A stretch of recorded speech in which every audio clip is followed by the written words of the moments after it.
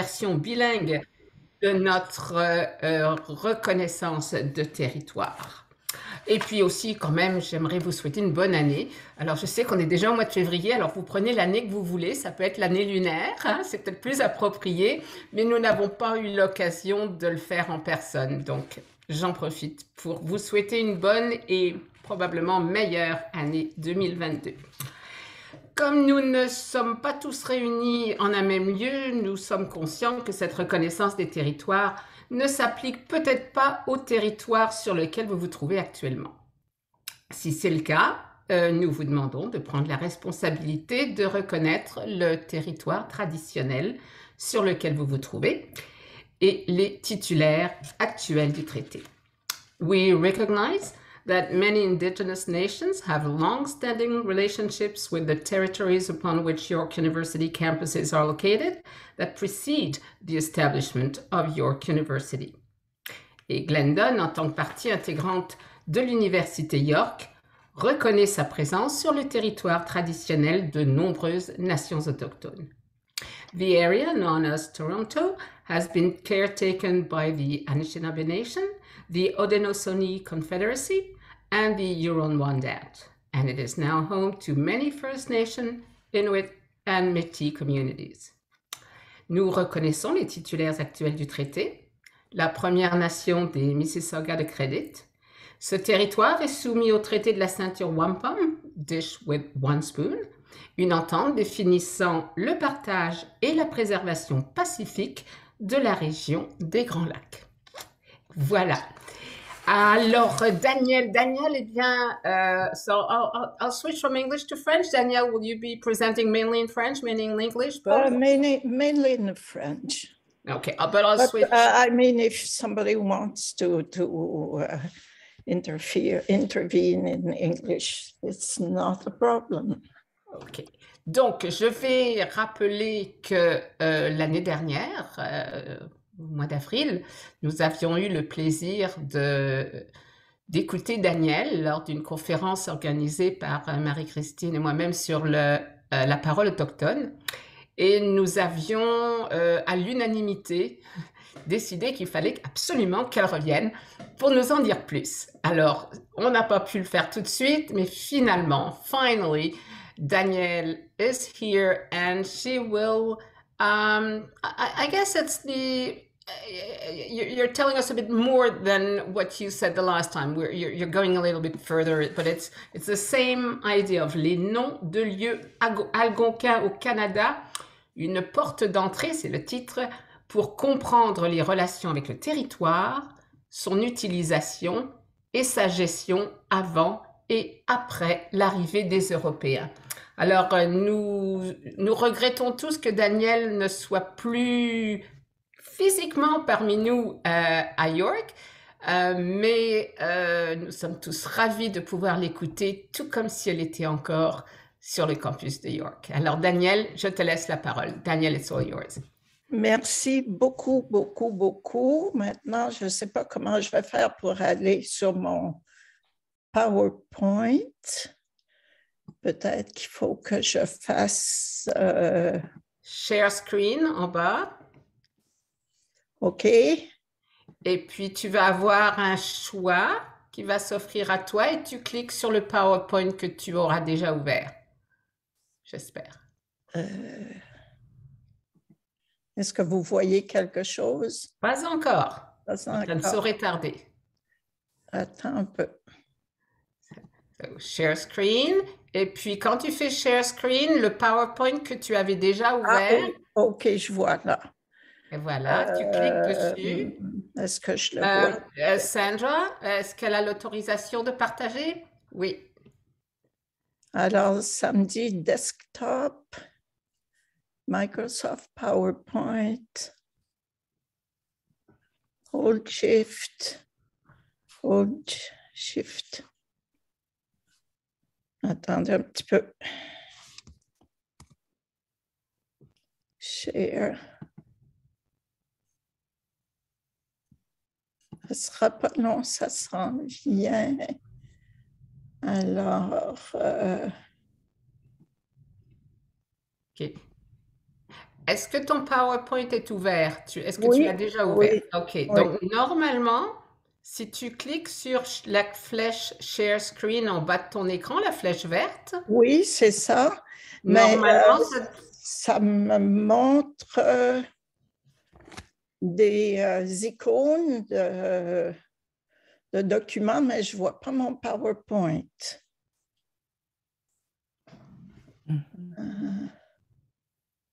Peut-être vérifier, Sandra, si vous l'avez mis co-host. c'est ce Oui. que j'ai demandé à Sandra, elle m'a dit oui. Oui, elle a la possibilité de pouvoir partager. J'ai permis à ce que tout le Daniel, monde puisse partager. Oui, Daniel, envoie le PowerPoint à Sandra ou à moi. Oui. OK, comment je peux faire ça? Par courriel, tu nous l'envoies par courriel. OK. Ah, courriel.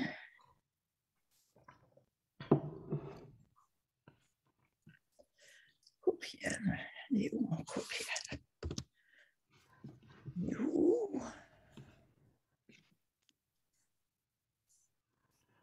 Bon, le courriel est ouvert. Sandra Maria, c'est elle. Alors, je lui réponds.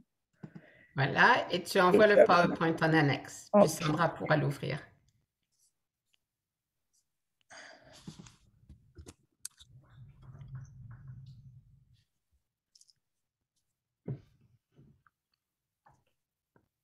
OK.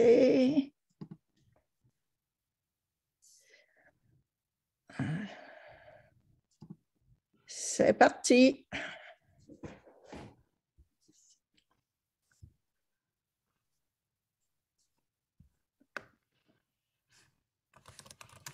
Maintenant, que se passe-t-il? Alors, je vous vois. J'appuie sur Share Screen, mais Sandra, est-ce que tu l'as? Je n'ai pas encore reçu l'email. J'actualise. Mais comme c'est un document qui est lourd, ça Voilà, peut OK. J'ai reçu, je l'ouvre là. Merci, OK. Sandra. Et je partage. Donc, Bonjour, Jennifer. On ouvre le PowerPoint. OK. et peut-être tu le feras dérouler, Sandra. Ça sera bien. OK. Je La partage. technologie, Ah, c'est toujours comme ça, la technologie. ça avance trop vite pour moi.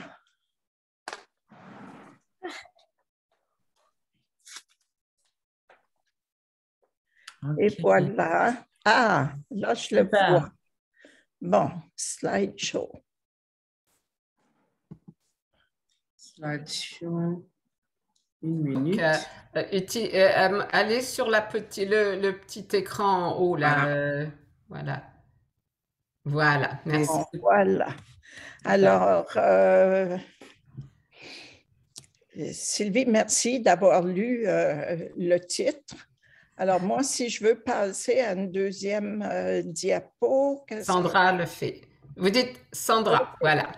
Alors, pour les personnes qui n'avaient pas assisté à ma présentation de l'an dernier, je fais un petit rappel des territoires autochtones algonquiens actuels en Amérique du Nord. Ces territoires-là étaient ceux que les Européens ont trouvés à leur arrivée. Et puis, ça n'a pas changé beaucoup, sauf que les peuples algonquiens n'ont plus la gestion de ces territoires-là, bien sûr. Et on peut dire, en gros, que tout ce qui est au nord du Saint-Laurent et dans le Midwest américain, alors du Labrador jusqu'aux montagnes rocheuses, ça, ce sont les Algonquiens du centre. Et tout ce qu'on a au sud du Saint-Laurent, sur la côte atlantique, sont les Algonquiens de l'Est. Et quant à moi, je travaille avec les Algonquiens de l'Est, c'est-à-dire les Mi'kmaq, qui sont sur les provinces maritimes. Terre-Neuve devrait être en rouge et la Gaspésie, le Nouveau-Brunswick, Nouvelle-Écosse, île du Prince-Édouard, île du Cap-Breton. Alors, c'est là-dessus que je travaille, mais je travaille plus particulièrement sur les noms de lieux Mi'kmaq. Alors, on va changer de diapositive. OK, on va regarder juste pour se familiariser quant à l'origine des toponymes canadiens. On va regarder le nom des provinces et le nom des capitales. Alors, on voit qu'on a 4 provinces qui ont des noms autochtones. Québec, qui est un nom de la famille algonquienne, Mi'kmaq plus précisément, et qui veut dire détroit, narrow en anglais, parce que c'est là où le fleuve rétrécit, devient plus étroit. Ontario, c'est un nom de la famille iroquoienne, Huron. Là, on nous donne 2 traductions différentes, Grand Lac et Eau scintillante. Je peux en parler un petit peu tout de suite. Des fois, comme on va voir plus tard, on peut avoir 2 toponymes différents pour un même lieu, puis la traduction française peut venir du toponyme numéro 1 ou de celui numéro 2. C'est pour ça qu'on peut en avoir 2 différents en français. Manitoba, c'est encore un toponyme algonquien, Cri, probablement Cri des plaines, et ça veut dire le pays des esprits, comme Manitou. Saskatchewan, encore un nom d'origine algonquienne, encore le Cri, et ça veut dire rivière rapide. Maintenant, on a aussi toute une gamme de toponymes coloniaux et post-coloniaux. Newfoundland, qui vient de l'anglais, qui est un descriptif. Si on tournait plus minutieusement dans l'histoire, probablement que Newfoundland, le toponyme français Terre-Neuve, je ne sais pas lequel est antécédent à l'autre, mais les 2 ont été beaucoup utilisés. Labrador, c'est d'origine portugaise et c'est un patronyme, c'est-à-dire un nom de famille pour un explorateur Yoao des Labradors. Nova Scotia, c'est un nom d'origine latine, bien sûr, ce sont les Britanniques, plus particulièrement les Écossais, qui ont donné ce nom-là, latin, et qui est formé sur le type New ou Nouveau plus X. Nouvelle-Écosse, Nouvelle-France, New York, etc. Le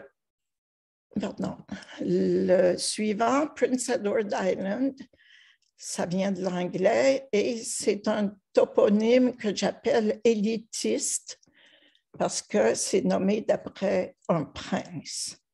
New Brunswick en anglais, encore sur la forme New plus X.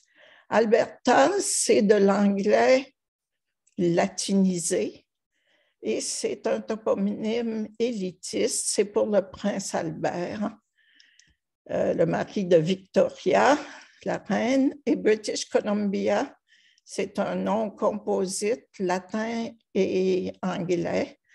Alors, puis Columbia, bien, ça vient de Colomb, Christophe Colomb. Alors, je ne sais pas s'il faut dire que c'est héroïque ou élitiste, mais enfin, c'est à cela que ressemble la toponymie canadienne au niveau des provinces. Est-ce qu'on peut changer, s'il vous plaît? On va regarder les capitales. Sur 4 provinces qui ont des noms autochtones, il y en a 3 dont les capitales sont aussi des noms autochtones. Alors, Québec, la capitale du Québec, Toronto, qui vient du Huron aussi, Et le Manitoba qui est à Winnipeg, vous m'excuserez, je ne me souviens pas du sens de Winnipeg et de Toronto, mais ça se trouve facilement sur Google. On a aussi des noms de capitales qui sont coloniaux, comme St. John's. Je pense que c'est parce que la ville a été fondée le jour de la Saint-Jean. Il y a un apostrophe ici. Halifax, un nom anglais. Prince Edward Island, la capitale, Charlottetown, c'est aussi un nom anglais. Elitist, Fredericton, la même chose. Edmonton, la même chose. Regina, c'est pour la reine. Donc, c'est élitiste. Et Victoria aussi. Alors, il y a du latin, il y a de l'anglais.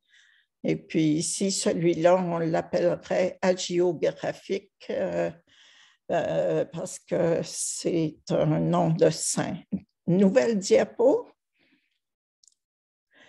Bon, on va comparer brièvement, je dirais, les mécanismes ou les techniques de toponymie chez les Autochtones et chez les Européens.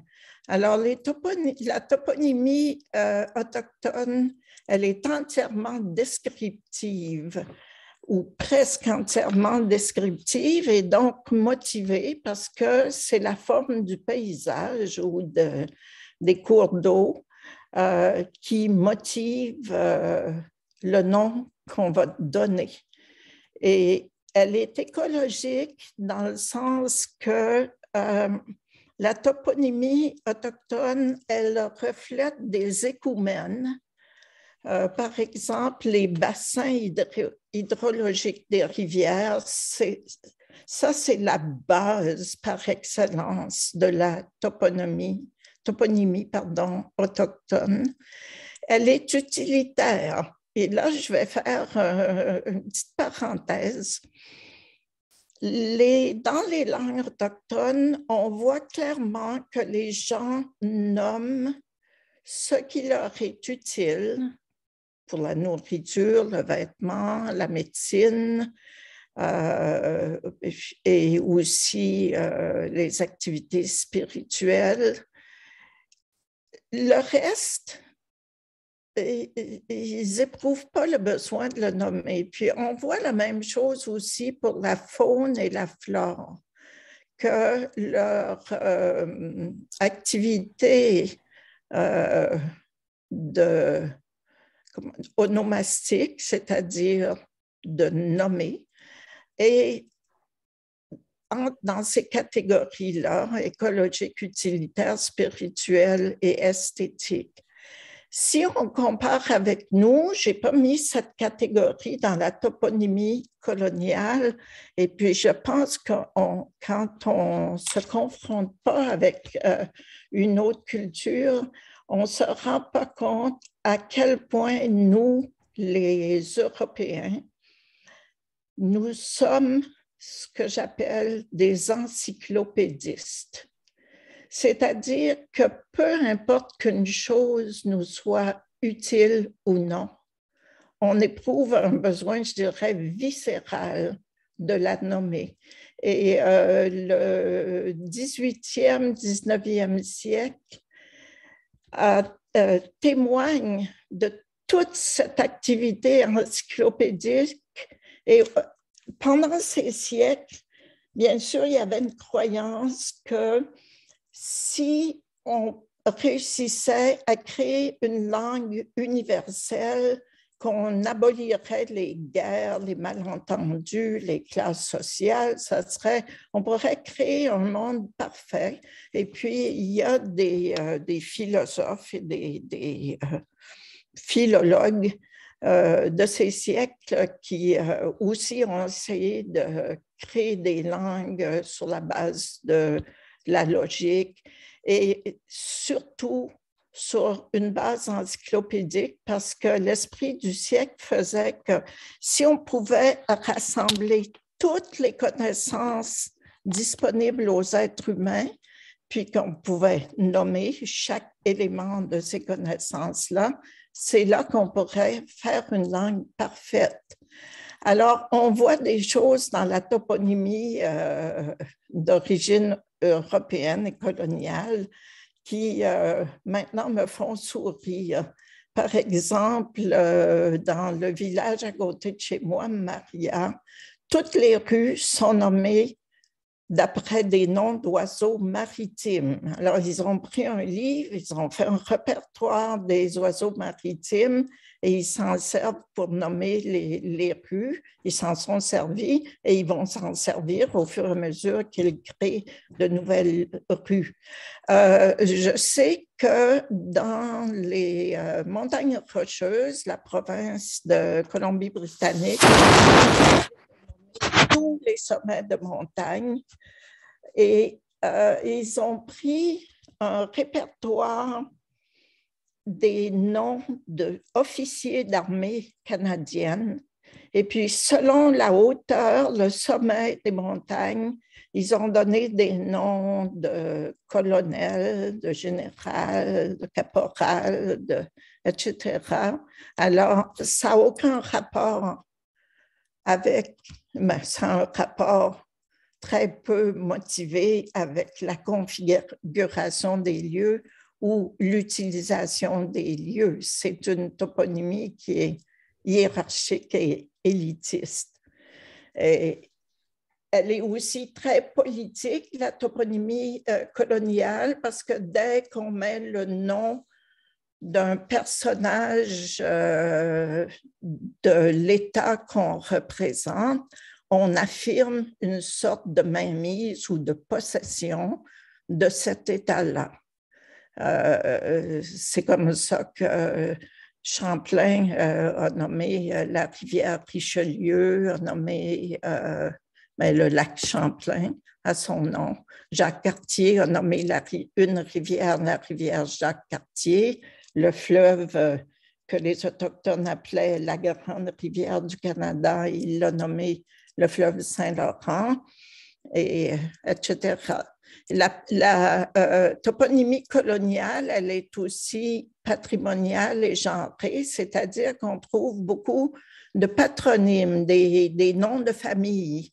Et donc, les noms de famille venant par les hommes, cette toponymie-là est genrée, alors que la toponymie autochtone, elle est non patrimoniale et non genrée. On trouve surtout des prénoms, puis il y a autant de prénoms de femmes que de prénoms d'hommes. Et puis, elle est aussi esthétique, c'est-à-dire que les Autochtones n'étaient pas juste préoccupés de nourriture et de vêtements, ils étaient aussi préoccupés de beauté. Je n'ai pas mis d'exemple dans ma présentation, mais en fait, oui, un lac d'argent. Alors ça, c'est les principales différences. Et ce que ça fait que les Autochtones vont nommer l'apparence des rivières, ils vont décrire l'apparence des rivières, des montagnes, des lacs, leur position sur le territoire. Est-ce que c'est le premier lac, le deuxième, le troisième, le quatrième? Est-ce que c'est le lac du milieu ou le lac de l'Est ou le lac de l'Ouest? Ils vont dire aussi, nommer tous les endroits où on peut trouver des ressources pour la nourriture, le vêtement, pour l'équipement, on va voir plus tard Grindstone, qui est l'endroit où ils affûtaient leur pointe de flèche. On va changer, nouvelle diapo. S'il vous plaît. OK. Il y a des problèmes qui sont liés à la recherche. J'en ai mis juste quelques-uns. Comme dans la toponymie générale dans le monde, un même lieu est souvent désigné par 2 ou 3 toponymes différents dans une même langue, ici algonquienne. Je donne comme exemple, entre autres, un exemple français. Quand on parle de, disons, l'autoroute 20 au Québec. Bien, il y a des gens qui vont dire l'autoroute 20. Les gens qui sont dans la portion est de l'autoroute 20, à l'est de Québec, vont dire la route pour Québec, l'autoroute pour Québec. Ça va s'appeler aussi l'autoroute Jean-Lesage. Ça va s'appeler, si on est passé Québec, on va dire l'autoroute vers Montréal ou l'autoroute vers Québec. Il y a un bout qu'on va appeler, comment ça s'appelle, l'autoroute des Héros. Puis c'est la même chose avec l'autoroute 401 ou n'importe quelle. Bien, ça existe aussi dans les langues autochtones. Je donne un exemple tiré du Père Pacifique. Meskig, Oskiogoik. Gisna, ça veut dire où, Gagotchigoek. Je n'ai pas la signification en français. Je n'avais pas le temps d'aller la chercher dans le dictionnaire manuscrit de Père Pacifique. Mais ici, on voit un cas où ces toponymiquement ont été effacés. Ça a été remplacé par Jardine Brook, qui est un patronyme écossais. Okay. Le deuxième problème, c'est que le toponyme original a été traduit et il ne reste que la traduction. L'original a disparu. Je donne comme exemple Pointe-Jaune à Gaspé. On n'a pas le nom Mi'kmaq. Ou encore, le toponyme original a été complètement remplacé par un toponyme colonial et des fois, le toponyme autochtone est effacé. Par exemple, Lac aux Castors, qui est devenu Lac Dion.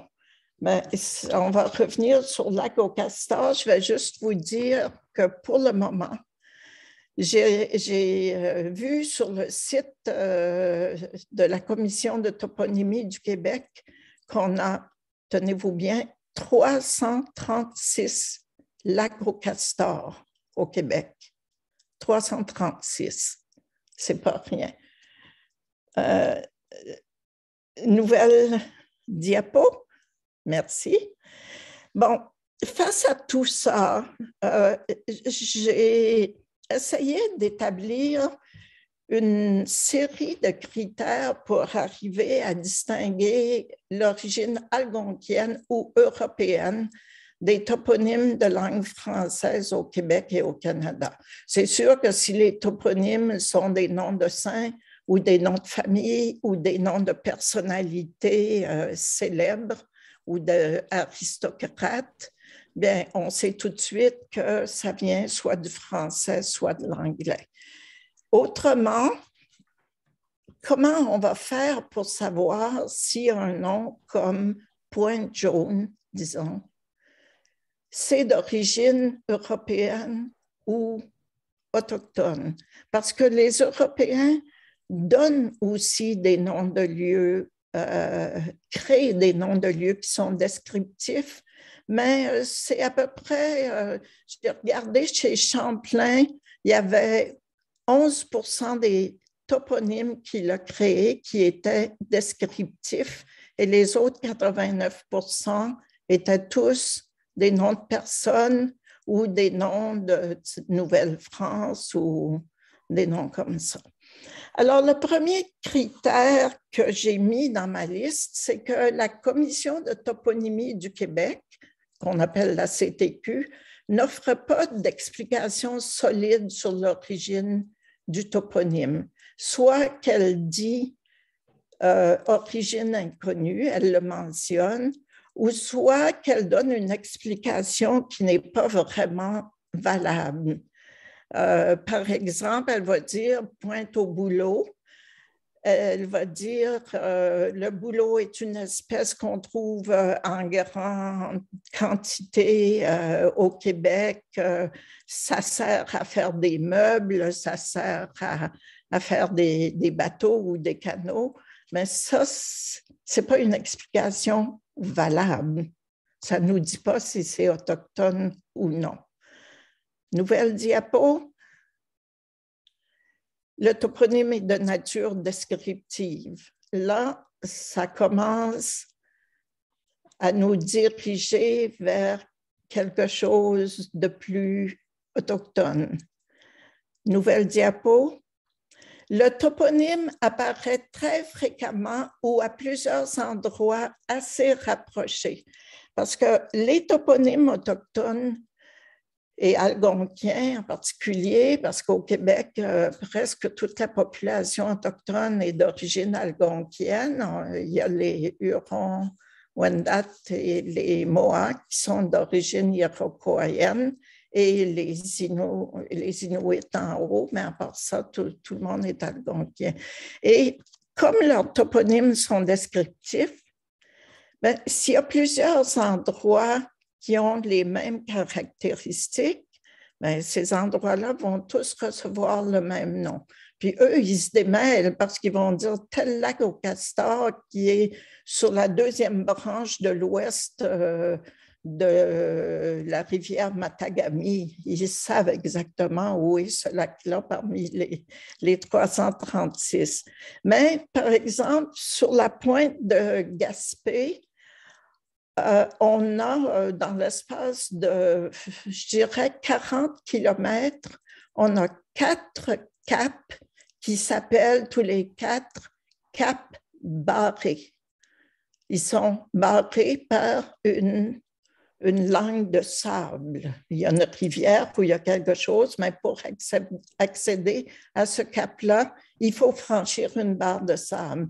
On n'a pas les noms autochtones, dans ce cas-ci, Mi'kmaq, mais on a une bonne idée qu'à cause de cette multiplicité, ça ressemble encore un peu plus à un nom de lieu autochtone traduit en français. Nouvelle diapo. Le toponyme anglais ou français fait partie du vocabulaire toponymique algonquien. Par exemple, les Algonquiens, les peuples algonquiens vont mentionner assez fréquemment où est-ce qu'il y a des ossements, que ce soit des ossements humains ou des ossements animaux, qui les voient par exemple au fond de l'eau d'un lac ou quelque part, ils vont le signaler parce que ça, c'est un repère dans le paysage. Alors, par exemple, sur la pointe de Gaspé, dans le parc Forillon, il y a un endroit qui s'appelle Cap-aux-Eaux. La commission de toponymie, les historiens, les géographes ont spéculé beaucoup sur l'origine de ce nom-là. Moi, je crois que c'est un nom d'origine autochtone. Suivante. 5e critère, le toponyme français ou anglais a un équivalent dans une langue algonquienne. Alors ici, toujours sur la pointe de Gaspé, on a le toponyme Mi'kmaq Gwowiseway-Sibou. Sibou, ça veut dire rivière. Gwowis, ça veut dire renard. Et le suffixe Eway, c'est comme un suffixe adjectival qui veut dire qui a trait au renard. Donc, la rivière qui a trait au renard. Et en français, le nom officiel de cette rivière-là est rivière au renard. Alors, ça, c'est un critère extrêmement fort. C'est comme la preuve. Suivante, s'il vous plaît. 6e critère, le toponyme est lui-même un mot de langue algonquienne, mais on ne les voit pas toujours. Et ici, je vous cite l'exemple de la rivière Nequik. Ça, c'est une rivière qui est un affluent de la rivière Port-Daniel en Gaspésie. Nequik, j'ai cherché sur Google, ce n'est pas un nom de famille anglais, ce n'est pas un mot anglais. Et en fait, c'est un ruisseau qui est un affluent de la rivière Port-Daniel du Milieu. Alors, j'ai cherché dans le dictionnaire, dans les dictionnaires Mi'kmaq, je ne l'ai pas trouvé. J'ai téléphoné à un de mes correspondants Mi'kmaq et je lui ai demandé, est-ce que ça te dit quelque chose, Nequik? Là, il a tourné ça dans sa bouche, il a dit, pas Nequik, mais Mequik, Mégaïk, qui veut dire au milieu. Bien, justement, c'est un affluent de la rivière Port-Daniel du Milieu. Et là, si j'ai le temps, je vous dirai plus de choses sur le mot milieu. Mais au Canada, là, on a un nombre extraordinaire de rivières du milieu, lacs du milieu, ruisseaux du milieu, puis en anglais aussi, Middle Lake, Middle Brook, Middle. Il semble que le milieu, c'était un jalon, une étape importante. Alors là, on a un très bel exemple d'un mot Mi'kmaq qui a perdu une partie de sa forme phonétique, mais qu'un aîné Mi'kmaq peut encore reconnaître et indiquer quel était le nom de cette rivière-là. Donc, ça devait être Mégaïk-Sibou. Voilà.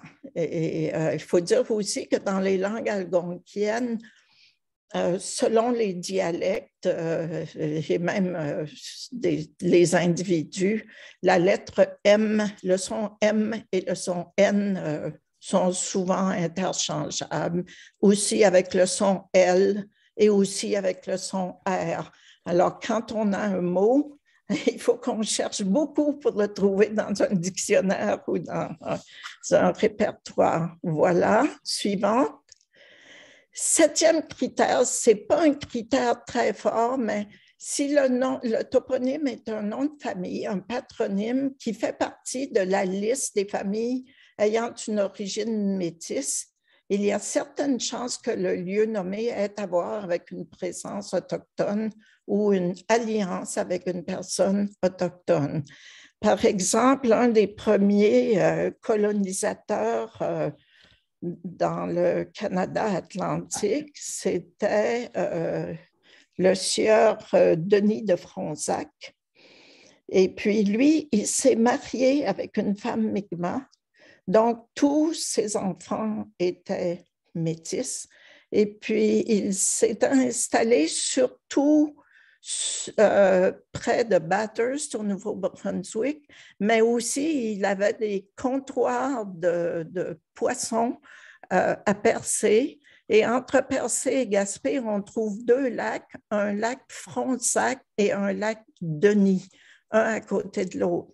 Alors là, on se dit, ça, ce sont les descendants de Denis de Fronsac qui étaient des métis, puis que donc, ils avaient des bonnes connexions avec le côté Mi'kmaq de leur famille. Alors, même si ce n'est pas un toponyme Mi'kmaq comme tel,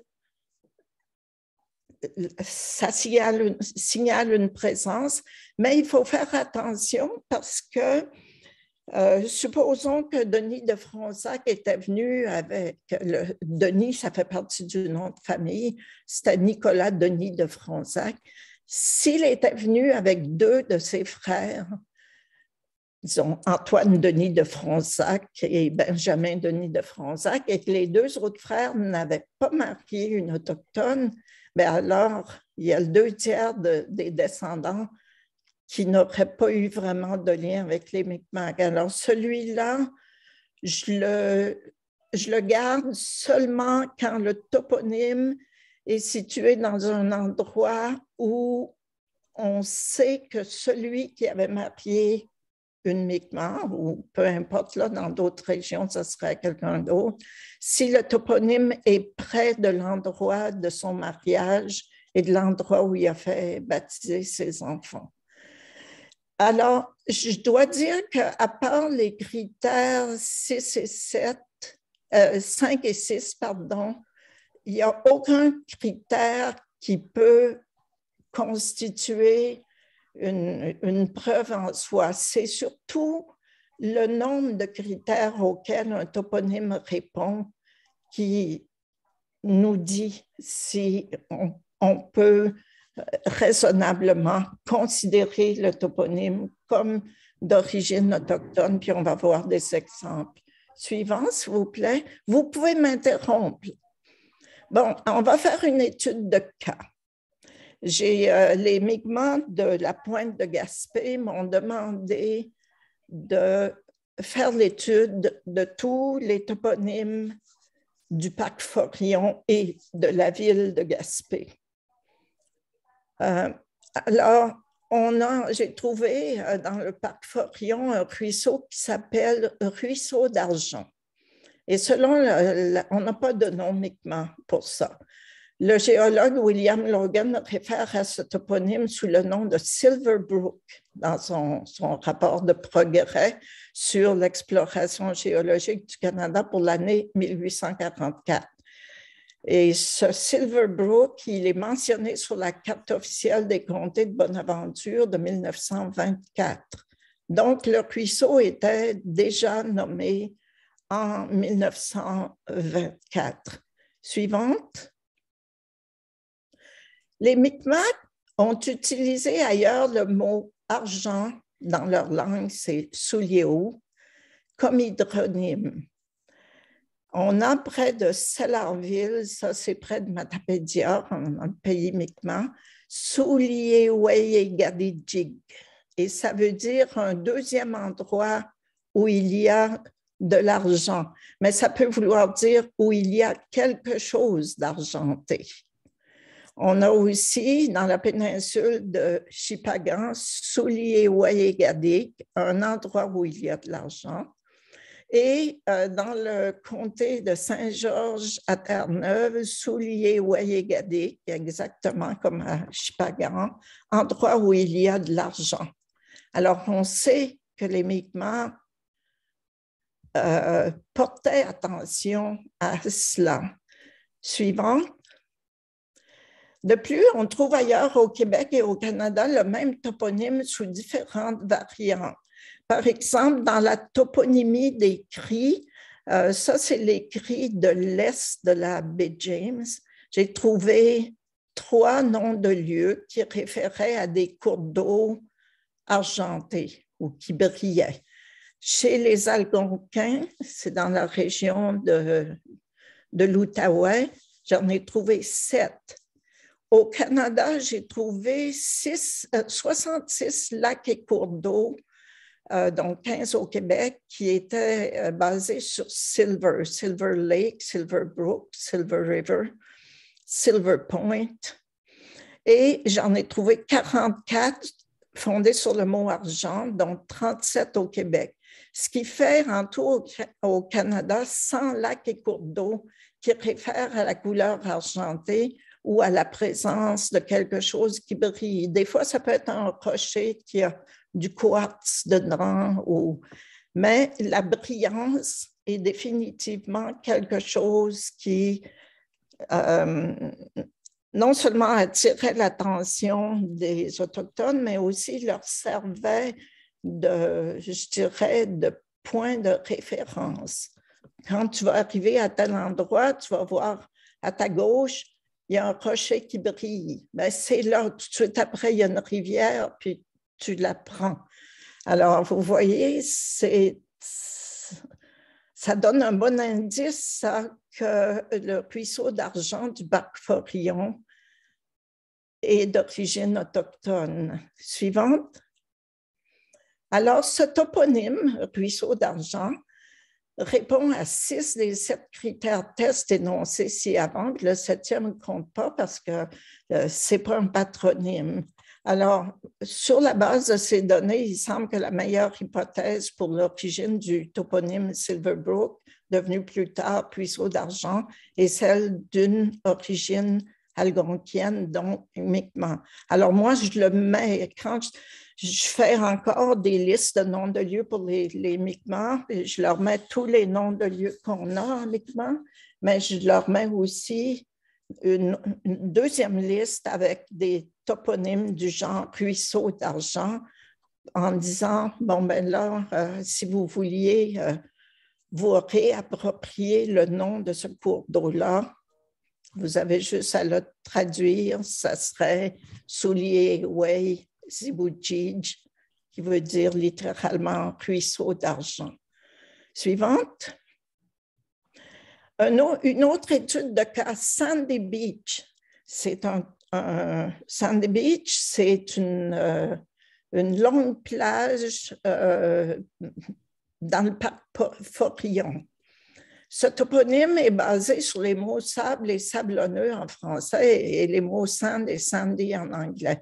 Il est abondamment utilisé dans les langues algonquiennes, ainsi dans le répertoire de la toponymie des Mi'kmaq, puis je ne l'ai même pas au complet, j'ai à peu près, dans ma base de données, je dois avoir à peu près 1800 toponymes Mi'kmaq sur une possibilité de 2500, juste parce que je n'ai pas fini de les répertorier. Donc, on en trouve 40. Si j'avais toute la liste, on en aurait 50 et plus. J'en trouve 32 dans la toponymie des Algonquins et 39 dans la toponymie des Cris. Parce que des plages sablonneuses, c'est des très bons endroits pour s'arrêter en canot et pour planter une tente, faire des pique-niques, se baigner, la même chose que nous. Suivante. Par ailleurs, on en trouve en tout 48 Sandy X, like Sandy Brook, Sandy Beach, Sandy Hill, Sandy whatever. 48 au Canada, plus 33 au Québec. Sand, on en trouve 43 et sable, 147 au Québec. Ça fait 271 toponymes basés sur sable partout au Canada, plus les toponymes autochtones que je viens de vous nommer. Alors, en tout, on est rendu autour de, probablement au-delà de presque 400 toponymes. Puis, il faut dire aussi, on remarque en passant que, bon, au Québec, à l'origine, la plupart des gens venaient de France. Il y en a qui venaient un petit peu d'ailleurs, des Allemands, des Irlandais, etc. Mais dans le reste du Canada, il y a eu aussi beaucoup de populations finlandaises, norvégiennes, suédoises, hollandaises, de partout. Et puis, c'était des cultures et des langues différentes. Donc, ils devaient avoir tendance à nommer les choses d'après leur propre langue et leur propre vision du monde. Alors, pour qu'il y ait autant de Sandy Something et de lacs au sable, rivières au sable, îles au sable au Québec, il fallait que ça soit nommé par une population relativement homogène culturellement. Et laquelle? Ben, les Algonquiens. C'est ça. Suivante. Bon, alors, Sandy Beach, les endroits où on trouve des sandy quelque chose sont des entités hydrographiques, lac, ruisseau, rivière, baie, ou topographiques, plages, anses, pointes, montagnes, collines. Et ils sont fréquemment situés dans ce qu'on appelle des territoires non organisés. Un territoire non organisé au Canada, c'est un territoire qui n'appartient pas à une municipalité. Alors, ils sont toujours assez loin à l'intérieur des terres et c'est là où la toponymie autochtone a été moins effacée. Quand on est sur les côtes ou le bord des lacs, c'est là où les Européens s'installaient de préférence et repoussaient les Autochtones et marquaient leur territoire par des noms de lieux coloniaux. Donc, quand on trouve des noms descriptifs en anglais ou en français et qu'ils sont loin à l'intérieur des terres, on pense que ce sont des toponymes d'origine algonquienne, d'autant plus que les arpenteurs, les cartographes, les explorateurs, les missionnaires, tous ceux qui s'aventuraient loin des côtes avaient des guides autochtones, bilingues. Et ces guides-là traduisaient pour les Européens le sens des mots, des toponymes de leur langue. Alors, pour finir avec Sandy Beach, le toponyme répond à 6 des 7 critères tests énoncés ci-avant. Donc, on le classe comme étant d'origine Micmac, c'est-à-dire une traduction dont on a perdu le mot dans la langue originelle. Suivant.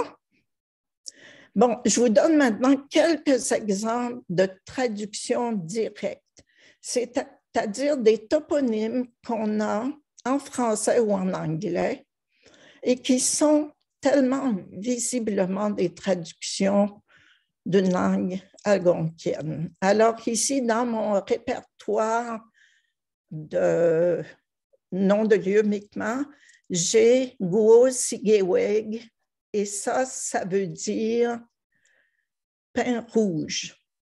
Et en français, on a ruisseau du pain rouge, et il s'appelait autrefois Red Pine Brook, mais on sait que le Québec, depuis la Révolution tranquille, a essayé de traduire en français presque tous les noms d'origine anglaise de la province. Et le mot veut dire Red Pine Grove ou Pine Wood. Voilà. Suivante. Ici, on a Miigwech, Red Brook. Miigwech, comme dans Miigwech, Miigwech, ça veut dire rouge. Alors, c'est une langue qui est polysynthétique. Alors, on a Miigwech pour rouge et Djibouti, c'est ruisseau.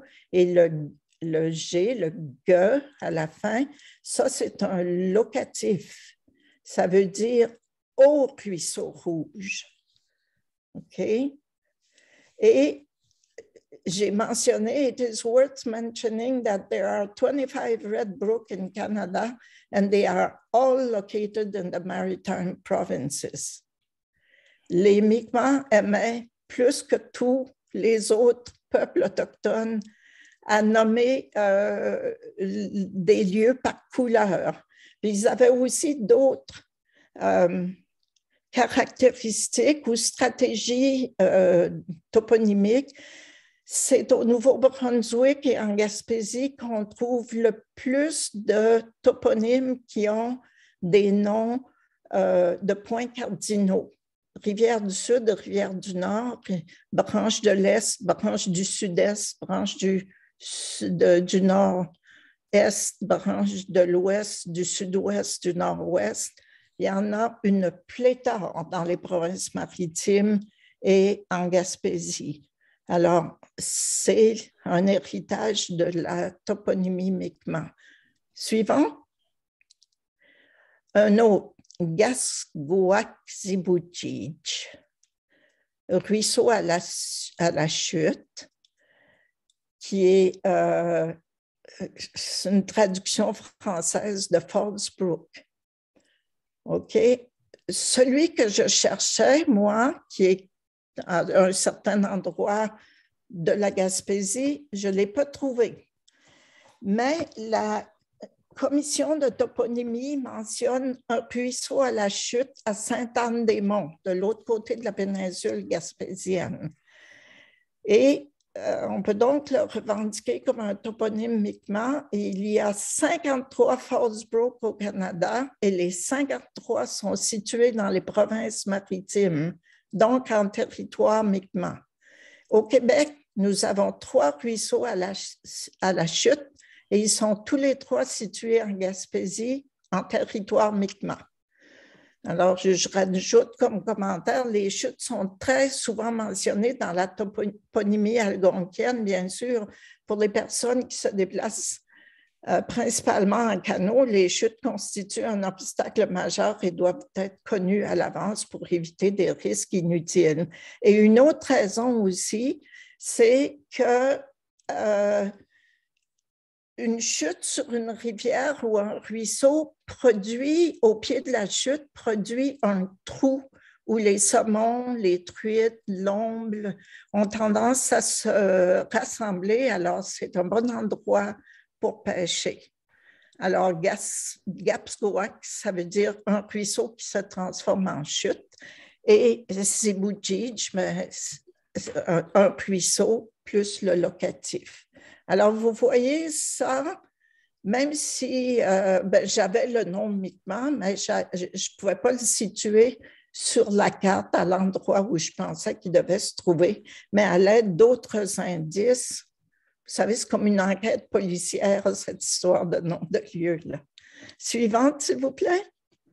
Lac Castor. Bon, Lac Castor, je vous ai dit tout à l'heure, on en a 336 au Québec et la commission de toponymie essaie, dans la mesure de son possible, d'effacer ça. Parce que dans notre esprit européen, c'est pas correct d'avoir plusieurs lieux qui sont nommés avec le même toponyme.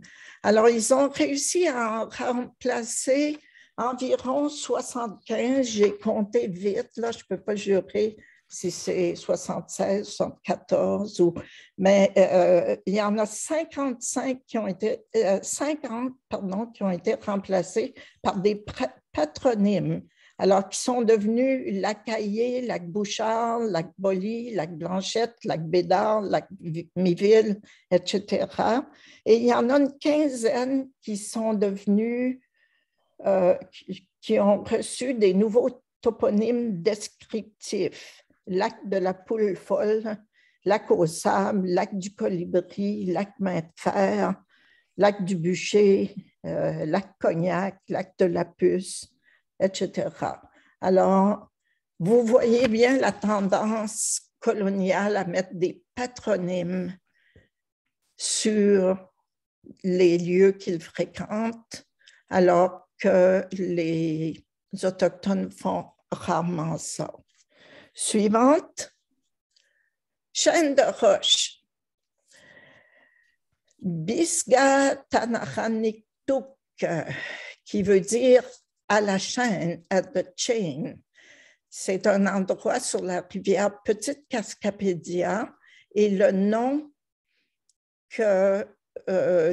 officiel, c'est James Rock. C'est le nom d'une fosse à saumon.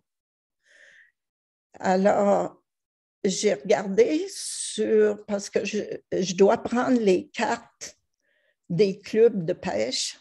Toutes les rivières à saumon du Québec ont des clubs de pêche, soit privés ou soit sous la gestion de la province de Québec. À ce moment-là, on les appelle des zones d'exploitation contrôlée, c'est-à-dire des ZEC. Alors, dans les bassins à saumon, c'est une mauvaise traduction, des fosses à saumon 33, 34 ou 35, parce que ces fosses à saumon s'appellent fosse de la chaîne en haut, fosse de la chaîne de roche et fosse de la chaîne en bas. Et la signification de ce mot, Biscaraniktuk,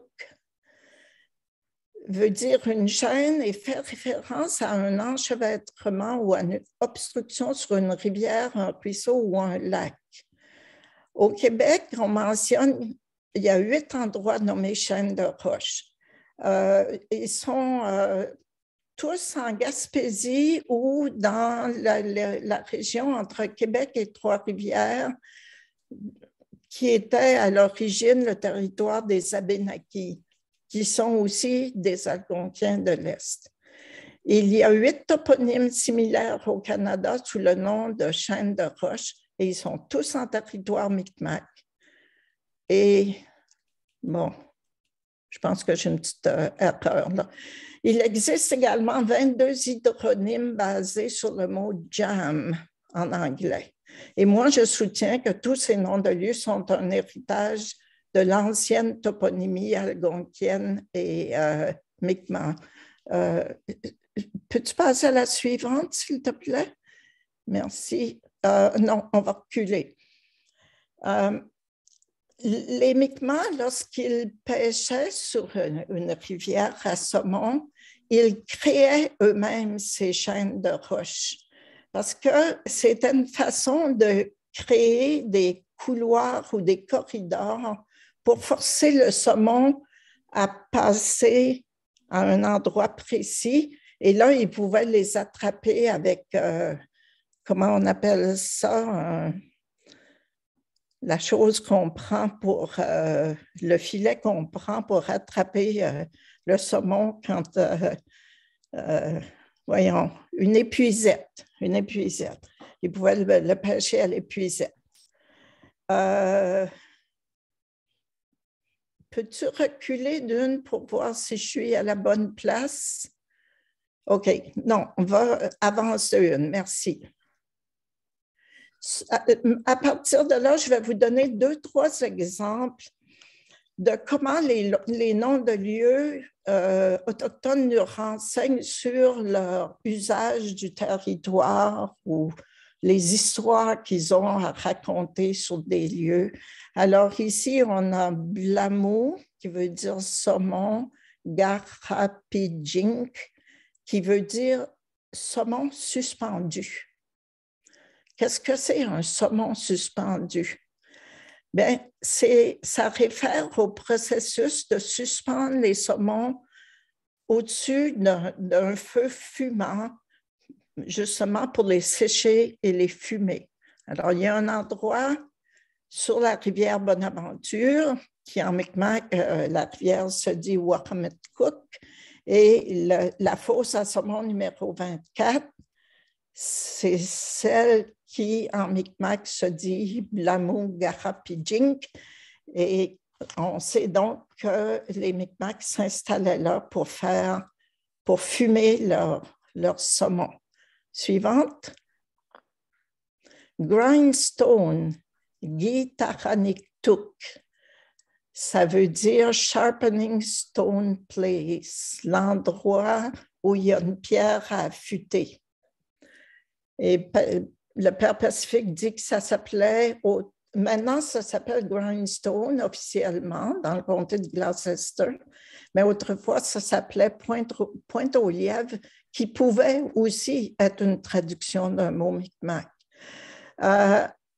Au Canada, il y a 39 endroits qui ont comme nom de lieu Grindstone quelque chose, Grindstone Brook, Grindstone Lake, whatever.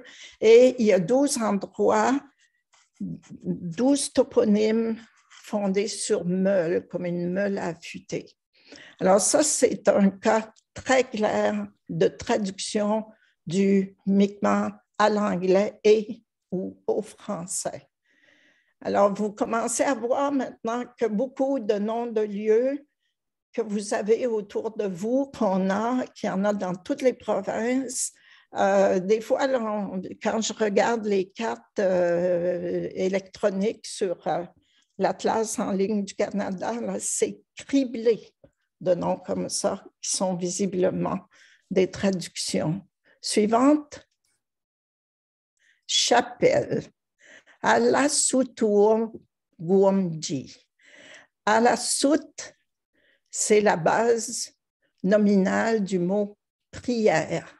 Et Wogwam, vous reconnaissez Wigwam, donc c'est un abri, une construction. Et Ji, c'est le suffixe qui veut dire petit. Et c'est traduit par chapel. Alors, le Père Pacifique dit que c'est à Grindstone, le lieu qu'on vient de regarder précédemment, mais que c'est comme un sous-lieu, une petite portion de l'endroit appelé Grindstone qui s'appelle Chapel. Et il y a une histoire Ainsi appelé parce qu'un missionnaire des provinces maritimes ayant donné mission à quelques familles et devant partir pour Québec, mais il était dans la région de Grindstone. Ça, c'est juste au fond de la baie des Chaleurs, du côté du Nouveau-Brunswick. Alors, il était venu des Maritimes, il avait donné mission à quelques familles de l'East-Gouche et devant partir de Québec, pour Québec, était déjà parti quand un couple arriva pour se marier. Un aîné du lieu, un vieux Mi'kmaq, selon les règles de l'Église, reçut leur consentement près d'un rocher plat en disant « Voici un hôtel qui est déjà prêt, Gizgundeo Weltek. » Gizgundeo Weltek, Giz, c'est comme vraiment ou n'est-ce pas. Gundeo, c'est une pierre et Weltek qui est belle. Alors, on trouve ça aussi quand on étudie les noms de lieux. C'est comme tout à coup, on voit un couple avec peut-être leur famille proche, un aîné, ils sont près d'une pierre et c'est là qu'ils font le mariage en disant, ben, la pierre, c'est un hôtel et les Autochtones, ils ont ces pensées-là parce que les prières chrétiennes, le petit catéchisme, ça a été, les rituels chrétiens, ça a été complètement traduit en Mi'kmaq. Et puis, les Mi'kmaq posent des questions, comme le baptême, mais ça prend de l'eau bénie. Mais les Mi'kmaq disent, on peut-tu baptiser avec du sirop d'érable, avec de l'eau d'érable? Si on n'a pas d'eau bénie, est-ce qu'on peut baptiser avec de l'eau d'érable? Est-ce qu'on peut baptiser avec de la sève de bouleau? Alors, ils savent très bien comment je dire, accommoder les choses européennes à leur propre culture. Et puis, dernièrement, j'ai eu un témoignage d'une connaissance, elle est prêtre anglicane, et elle m'a dit qu'elle avait baptisé des enfants indiens avec de l'eau d'érable, puis tout le monde était bien content. OK, suivant. Prendre le thé. Il y a un ruisseau que j'ai fréquenté beaucoup avec mes parents qui s'appelait, on l'appelait le Little Jonathan River, mais en Mi'kmaq, il s'appelle Bdewe Gadik, qui veut dire un endroit pour prendre le thé. Et effectivement, à l'embouchure de ce ruisseau qui tombe dans la rivière Cascapédia, il y a une belle petite plage avec des tout petits galets. C'est un bel endroit pour arrêter un canot puis prendre un thé. Et 4-5 kilomètres plus loin, il y a un autre ruisseau qui s'appelle Big Jonathan. Et je ne l'ai pas mis ici comme exemple, mais on a le nom Mi'kmaq et ça dit, on le traduit par un endroit pour avoir une conversation. Alors, ils devaient se rencontrer là et puis discuter de certaines choses. Alors, on voit là encore l'usage du territoire. Suivante. Oui, ici, je vais vous donner 2-3 exemples. J'ai intitulé « Un monde où les rivières coulent à l'envers ». On a un ruisseau dans le comté de Bonaventure qui s'appelle Six Mile Brook. D'ailleurs, ça, je pense que c'est des noms aussi traduits parce que les Autochtones donnaient les noms, donnaient parfois des noms aux ruisseaux d'après le nombre d'heures que ça leur prenait pour s'y rendre. Mais eux, ils calculaient en heures. Lorsqu'ils traduisaient pour les Européens, ou les coloniaux, qui traduisaient en 1000. Alors, on a Miniguamquitk, qui veut dire « a brook which breaks off from the main ». Quand j'ai vu ça, c'est comme je me suis secoué la tête. Voyons, ça ne se peut pas. Un ruisseau coule dans la rivière principale. Il ne s'éloigne pas de la rivière principale. Alors, j'ai mijoté, jonglé là-dessus jusqu'à ce que j'arrive. Suivant, s'il vous plaît. Suivante. Un ruisseau qui coule à l'envers. Besgo Holwajk, meaning brook which swings off into the hinterland away from a main. Alors, je me suis dit, comment ça peut arriver, ça, un ruisseau qui swings off, il se détache de sa rivière, puis il s'en va couler dans l'intérieur des terres. Puis bien sûr, je regarde les cartes, puis sur les cartes de l'Atlas du Canada en ligne, on peut cliquer et sur un bouton, puis ça nous donne le sens du courant. Et ce ruisseau-là, son courant se dirige direct dans la rivière principale. Il ne coule pas vers l'intérieur des terres. Suivant. Un autre ruisseau qui coule à l'envers, Besgiameneg, qui veut dire un ruisseau qui se détache de la rivière principale et qui s'éloigne de la rivière principale. Puis là encore, je le sais, je l'ai vu sur la carte, non, il coule très bien vers la rivière principale. Et là, avec tous ces exemples-là, je me suis rendu compte que pour un peuple qui voyage en canot, les rivières et les ruisseaux sont des autoroutes, on pourrait dire, presque à sens unique dans leur tête. Une rivière, certaines rivières et ruisseaux sont des chemins pour aller à l'intérieur des terres. Peu importe dans quel sens le courant coule, c'est comme quand ce ruisseau se déverse dans la rivière principale, c'est là qu'on tourne puis on s'en va vers l'intérieur des terres. Donc, c'est pas le ruisseau, it's not the brook that breaks off from the main. It's the people who are in their canoe on the main river and they break off from it and they paddle up the brook to go in the hinterland.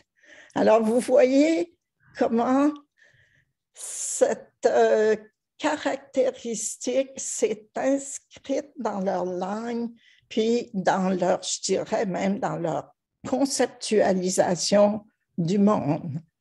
C'est un ruisseau qui s'en va à l'intérieur des terres. C'est comme ça qu'on le nomme. Alors, oui? Daniel, excuse-moi de t'interrompre. Il nous reste 15 minutes. Est-ce J'ai que tu fini. voudrais passer aux questions ou qu'est-ce que tu veux, comment tu veux Oui, procéder? peux-tu passer vite, puis D'accord. continue, s'il te plaît, continue. Là, c'est tous les mêmes exemples. Avant-dernière, c'est que j'ai compté que sur toutes les rivières que j'ai examinées, il y a 522 fosses à saumon. C'est des fosses à saumon qui ont été perdues par les Micmacs et ça leur a empêché de faire commerce. Alors, c'est tout. Je vais garder les questions. D'accord. Merci, Daniel. Moi, j'ai pris quelques notes là pour la rivière. Alors, tu me corrigeras pour la question. C'est Sipou ou Chipou, Jipou pour la rivière? Comment tu le prononces? Il y en a qui écrivent Sibou, S-I-P-U, parce que toutes les consonnes sont Paris, ouais. orales entre deux voyelles et au début des mots. Alors, ça s'écrit S-I-P-U, mais ça se prononce Zibou. Et il y en a qui prononcent Jibou. Je vais faire un quiz. Je pense que ça serait une bonne chose de faire des quiz après ce genre d'atelier pour savoir ce que les personnes ont retenu. En tout cas, merci beaucoup, Daniel. On passe aux questions. Je vous écoute. Nous vous écoutons. Je peux y aller? Sylvie? Bien sûr, je savais que tu allais poser une question. Ah oui, c'est pour ça que je suis rentrée d'Ardard. Donc, c'est super intéressant, Daniel. Merci beaucoup. Et je suis vraiment très intéressée parce qu'en ce moment, je suis en train d'apprendre l'Inuktitut à fond la caisse et tout. Donc, ça, ces questions-là m'intéressent beaucoup. Et je vois que vous avez parlé beaucoup et de façon très intéressante. On voit toutes les couches des colonisateurs qui arrivent et puis il y en a le prochain qui a le pouvoir, etc. Donc, le pouvoir de nommer. Et ce que je me demandais, c'est est-ce il devrait y avoir quand même des contacts entre les différents peuples autochtones eux-mêmes. Et j'ai regardé ta carte dès le début où c'était très rouge vers le haut du Québec, le nord du Québec. Je me dis, il doit y avoir des Inuits là. Alors, qu'est-ce qu'il y a eu comme contact? Alors, qu'est-ce qu'il y a bien sur sûr, il y en a toujours eu des contacts. C'est-à-dire que les Inuits actuels sont arrivés plus tard que les Cris de la baie James et les Naskapi au Labrador. Mais oui, il y en a des contacts. Puis on voit aussi sur les territoires des uns et des autres, comme dans le territoire Micmac, on voit, c'est près de chez moi, lac Malécite. Parce qu'il y avait un malécite qui pêchait et chassait dans ces coins-là. Puis on a un autre lac à côté, pas très loin, qui s'appelle le lac Tom Bear. Et c'était lui, le malécite. Il s'appelait Tom Bear. Puis dans le comté dans le Témiscouata, qui était une région Micmac, on a aussi un lac et une rivière qui s'appelle la rivière des Iroquois. Les Iroquois passaient par là, puis ils venaient attaquer les Micmacs des fois. Puis des lacs Micmacs, il y en a plein sur la côte nord, parce que les Micmacs allaient là beaucoup aussi. Donc, ils laissent leurs traces au point de vue linguistique aussi dans les toponymes? Oui. Oui. Donc, on doit trouver un peu des enchevêtrements à ce moment-là. Dans les histoires. Oui. Et on peut peut-être trouver des traductions aussi.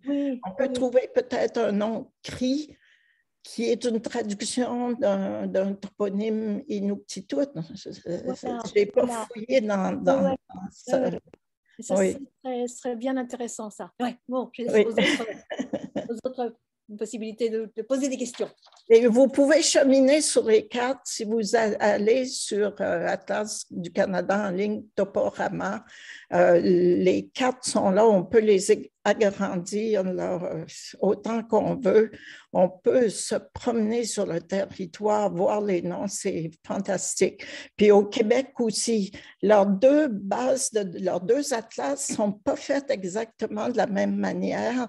Celui du Canada, mais quand on visualise une carte, on voit tous les noms de lieux qui sont là.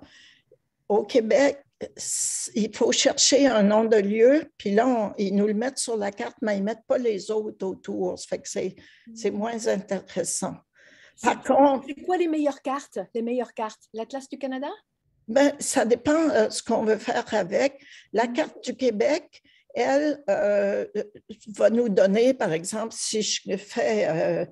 Lac au Castor, ils vont mettre toute la liste, puis en haut de la liste, ils vont mettre 336 entités. OK? Et puis, dans toute la liste de Lac au Castor, il y en a qui ont des astérisques. Ça veut dire qu'on a plus de données historiques sur celui-là. Alors, on clique dessus, puis on le voit. L'Atlas du Canada, pas ça. Mais par contre, si on cherche, je ne sais pas moi, lac Winnipeg-Osis, il va nous amener là, puis on va voir qu'à l'est du lac Winnipeg-Osis, c'est le lac Winnipeg. On va voir comment ils sont situés, puis on va voir tous les noms qu'il y a aux alentours. Oui. Merci. Linda nous demande s'il serait possible de revoir les critères 2 et 5. 2 et 5, oui. Un petit peu, je le vois là. Deuxième critère, le toponyme est de nature descriptive. Et 5, le toponyme anglais ou français a un équivalent dans une langue algonquienne. Merci. Linda, vous faites aussi des recherches dans le même domaine? On ne vous entend pas. Oui, tout à fait. Avec l'Université Laval, j'ai... Ah oui? Vous êtes Linda Sioui, hein? Oui, c'est ça. Pas nécessairement sur les toponymes, mais dans le cadre de la décennie des langues autochtones de l'UNESCO, je viens d'avoir un contrat avec l'Université Laval, le département d'anthropologie. Mais j'ai fait des recherches. J'ai déjà été coordonnatrice pour le projet de revitalisation de la langue Huron-Wendat. Oui, oui. Et j'apprends aussi ma langue avec des linguistes. Merci. C'est bon. Alors, oui, il y en a un répertoire des noms de lieux Wendat. Oui. Oui. Excusez-moi, j'en profite pour vous dire que nous allons probablement reprendre nos leçons de Wendat. Ah, vous avez bien de la chance d'avoir... Voilà, on attend confirmation, donc nous vous contacterons là aussi pour que vous puissiez vous joindre à nous, offerte par John Stackley. Mais je laisse, pour d'autres questions, je vous laisse, nous avons encore à peine 10 minutes, donc s'il y a d'autres questions pour Daniel. Moi, je ne suis pas pressée, hein. Je peux rester plus que d'un autre 10 minutes. Thank you very much for this wonderful talk. I have a really quick question. I was wondering about the toponyms that look like sentences, like the place where we have tea, or the place where the salmon is being smoked. So are they very frequent? And I think they say something about the way that the people named the places. That is the place that where they do actually something that is really close to them, that means something to them, rather than naming something after somebody else that we don't even know. So it's a much more human way of naming a place. Are there many of these places like sentences? Well, in the first place, you know that in the Algonquin languages, a single word can be translated by a full sentence in our languages. Right. Yeah, but on top of that, my interpretation, because almost 100% of the Algonquian place names end with a locative suffix, which means at. And to me, it's a hint that these place names are originally part of a conversation, of a narrative. You know, we go on the river Wahametcook, and when we reach at, let's say there is a shining rock, well, soon after there is a sandy beach where we land, and this is where we smoke our salmon. So it is a place name in the Algonquian languages, to me, is a part of a narrative. It's the vocabulary of narratives about the territory. So that's why I hesitate more and more to call them place names. They should be called place descriptives, you know. Yeah. It is so obvious that at times when we take a series of their place names, we can reconstitute the narrative itself. There's a river, an affluent of the St. John's River on the border of Maine. That river is called Green River, Rivière Verte. And the water is indeed very green. And there is a first fall, a first rapid or jump. And then there is, when you go upriver, then there's a second fall, and there's a third fall, and they're named. They're named in, we lost them in Mi'kmaq or Maliseet, and then you get to a branch of the Green River, and that branch of the Green River has an English name. It's called the right-hand branch of the Green River. So the right-hand branch is not like in European rive gauche, rive droite, because if we looked at it that way, it would be the left, on the left side of the Green River. So it is named by people who were going upriver, and that branch was on their right side. And then past the third fall, there is a lake that is like the head of the Green River, and that lake is named First Lake. And then there's another lake, it's named Second Lake. And there's a third one, and it's named Third Lake. And then we cross the border between New Brunswick into Quebec.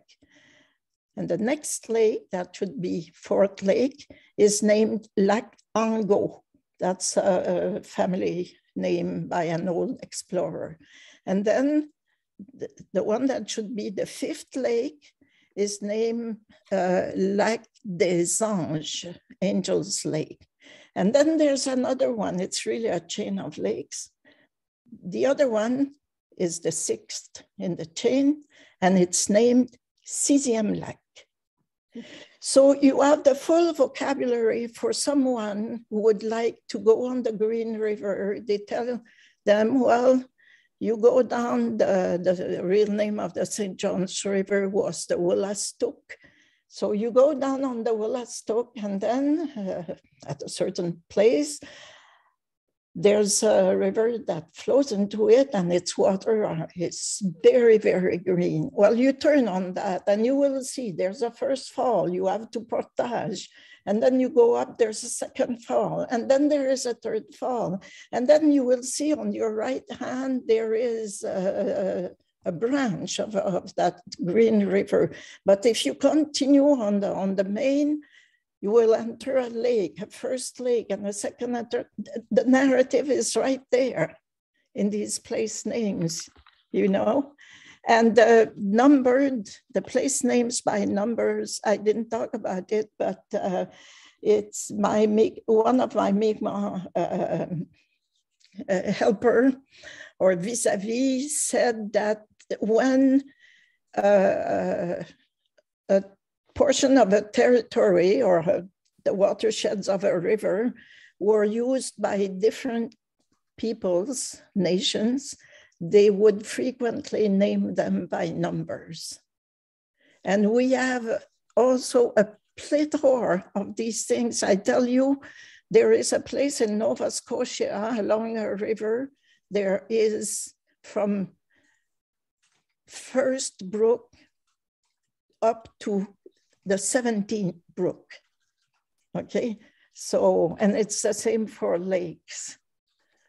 So that, and with the places named on the base of miles, like 17 miles brook, well, I measured the distance on the maps, and they very rarely correspond to miles. And also the surveyors who made the maps, they would do it in the winter time. They would walk on the frozen rivers, and they would measure with a chain. They knew exactly how many miles there were, but the surveyors very rarely gave names. You read their reports, you never see that they named water roads or whatever. Either they would translate something from the Aboriginals. Thank you very much. That was amazing. Thank you. Merci Daniel. Moi, je dois malheureusement vous quitter. J'allais envoyer un petit mot là par le chat parce que j'ai une réunion qui a commencé déjà depuis 15 minutes et qui m'attend. Mais que ça ne vous arrête pas. Si vous avez d'autres questions, allez-y. Je dois m'éclipser. Un grand, grand, grand merci, Daniel. Nous allons de toute façon avoir un enregistrement disponible pour tout le monde, pour les personnes qui voudraient y aller reprendre d'autres notes.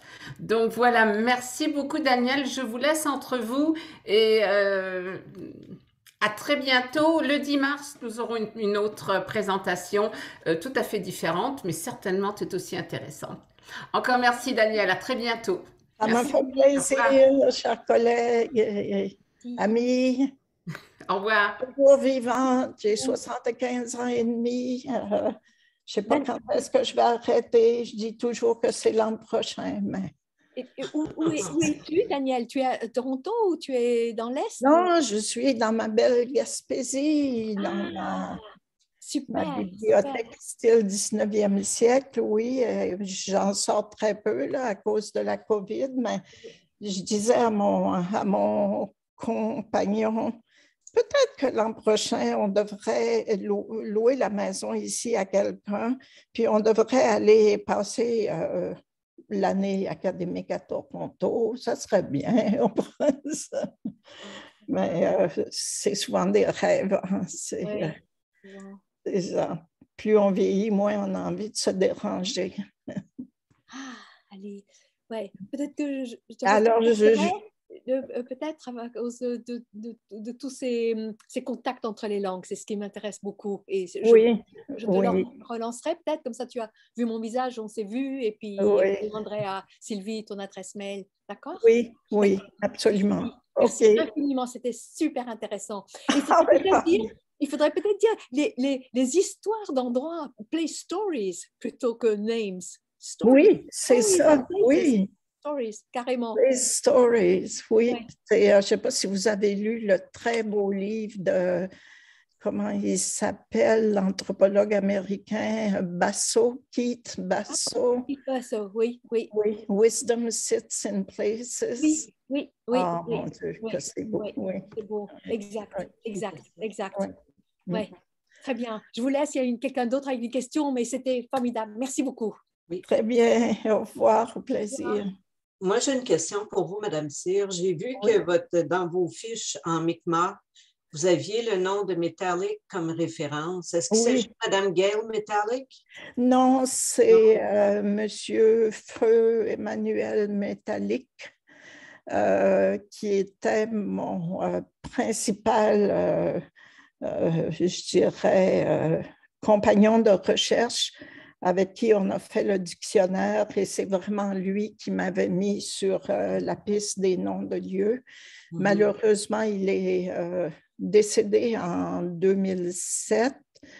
On pourrait dire dans l'incendie de sa maison, mais l'autopsie a indiqué qu'il était déjà décédé. En fait, il a dû faire un arrêt cardiaque et puis il avait une cigarette entre les doigts. La cigarette a tombé dans son fauteuil puis ça a mis le feu au fauteuil et à la maison. Alors, ça a été assez tragique pour nous tous. Mais à l'époque, quand on travaillait ensemble, on avait fait une bonne partie du répertoire des noms de lieux du Père Pacifique. Lui avait repris toutes les définitions ou les traductions en français ou en anglais du Père Pacifique, puis il les avait corroborées. Des fois, il y avait une traduction complètement autre que celle du Père Pacifique, mais bon, je ne sais pas si le sens des mots au cours de 2 générations peut changer autant ou si c'est...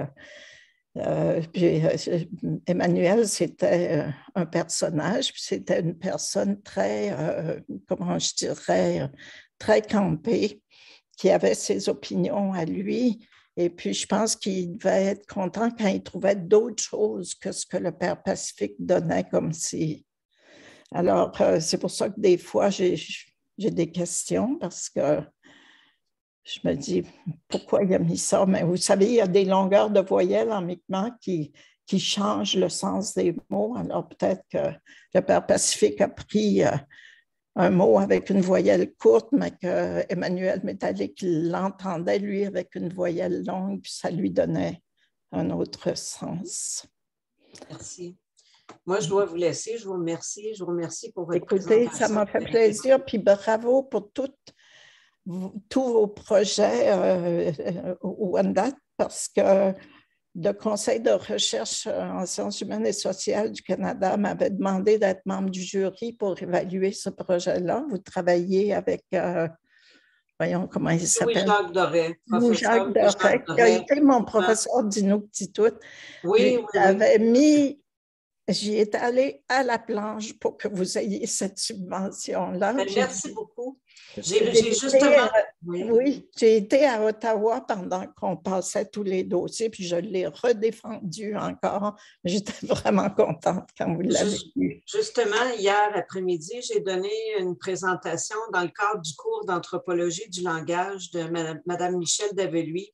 Puis j'ai parlé du projet Yawenda, puis avant le projet Yawenda, l'initiative que j'avais mis en branle. On vous remercie. Mais il y a aussi quelqu'un d'intéressant parmi les participants, M. Jean-François Richard, qui travaille directement au bureau d'Union Intio. Monsieur Richard, qui doit malheureusement quitter dans la prochaine minute, mais qui voulait vous remercier tellement pour votre présentation, Mme Cyr. C'est tellement intéressant.